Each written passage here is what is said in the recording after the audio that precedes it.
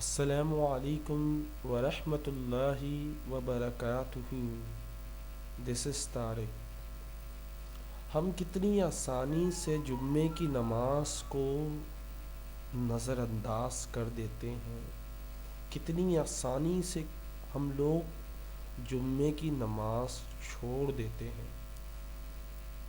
ہر شخص پر ایک وقت آتا ہے جب وہ گمراہیوں کے دلدل میں پھنسا ہوتا ہے۔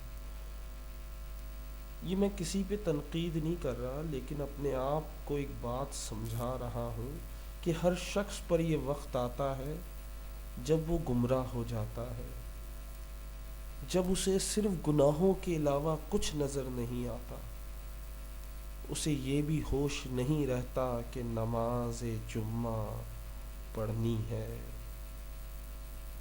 اور کچھ لوگ سستی کے مارے نماز چھوڑ دیتے ہیں، کچھ لوگ جان بوجھ کر نماز چھوڑ دیتے ہیں، کچھ لوگ بس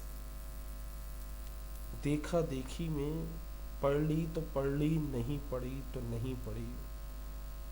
مفہوم حدیث ہے، رسول اللہ صلی اللہ علیہ وسلم ارشاد ہے، رسول اللہ صلی اللہ علیہ وسلم کا ارشاد ہے، لوگ جمعہ چھوڑنے سے باز آ جائیں، نہیں تو اللہ تعالیٰ ان کے دلوں پر مہر لگا دے گا، پھر وہ غافلوں میں سے ہو جائیں گے۔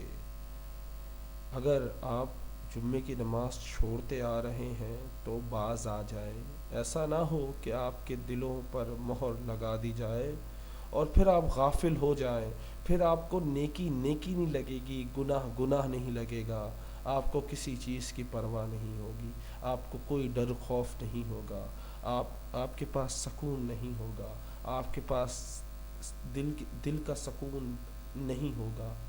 تو نماز جمعہ کو کبھی مت چھوڑیں، کوشش کریں نماز جمعے والے دن اچھی طرح تیار ہوں، ناخن کاٹیں، صفائی کریں اپنے جسم کی، کوشش کریں غسل کریں، وضو کریں، خوشبو لگائیں، مسواک کریں، ٹوپی پہنیں، اچھی طرح بن کر نماز جمعہ پڑھنے جائیں، کیونکہ نماز جمعہ عید کا دن ہوتا ہے۔ آپ کو پتہ ہے نماز جمعہ عید کا دن کہلاتا ہے، اور اس دن تمام کاروبار اور کام بند کر دینے چاہیے جب تک نماز کا وقت ہے۔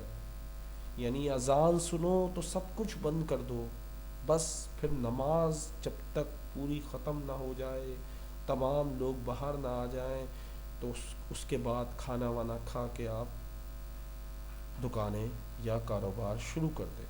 لیکن جیسے ہی اذان ہو اس سے پہلے آپ کوشش کریں اذان ہونے سے 1 گھنٹے پہلے کاروبار بند کر دیں، جا کر تیار ہوں، جا کر اچھی طرح تیار ہوں، خوشبو لگائیں اور سب سے پہلے مسجد میں داخل ہوں اور سب سے پہلے جا کے بیٹھ جائیں۔ اس کا بہت ثواب ہے، بہت زیادہ ثواب ہے۔ امید کرتا ہوں آپ جمعے کی نماز سے غافل نہیں ہوں گے۔ السلام علیکم ورحمۃ اللہ وبرکاتہ۔